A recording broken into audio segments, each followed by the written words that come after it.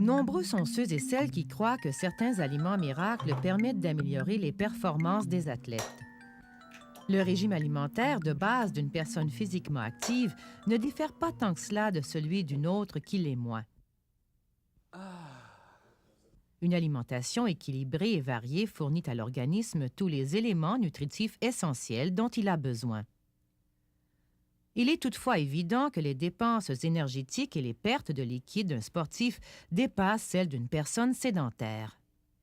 On a calculé, par exemple, qu'un joueur de hockey ou un marathonien peut dépenser plus de 5000 calories par jour, comparativement à une personne sédentaire qui en dépense moins de 2000.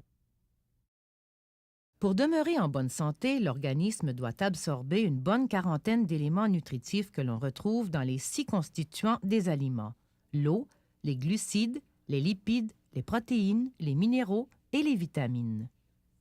La plupart des molécules absorbées par le système digestif servent à la production de l'énergie nécessaire aux processus vitaux.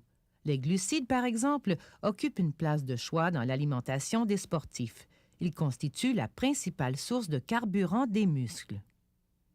Outre les glucides, les lipides et les protéines peuvent aussi servir de combustible énergétique.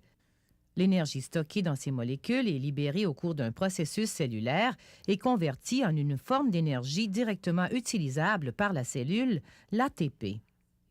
Une partie de ces aliments servira aussi à la synthèse de constituants cellulaires, comme les protéines des muscles, ou sera mise en réserve.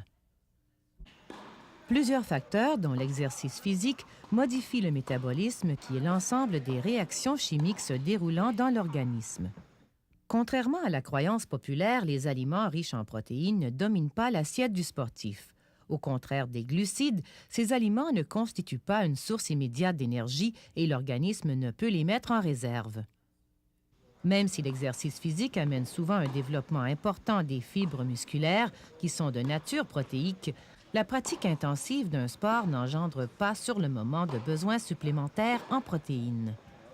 Malgré le glucose stocké dans ses muscles et dans son foie sous forme de glycogène, le sportif doit régulièrement refaire le plein de glucides car ses réserves sont limitées.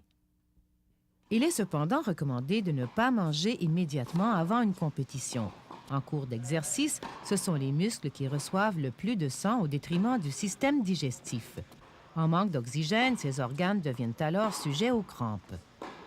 Comme la personne physiquement active peut perdre jusqu'à 2 litres de sueur à l'heure, elle doit boire souvent afin d'éviter la déshydratation.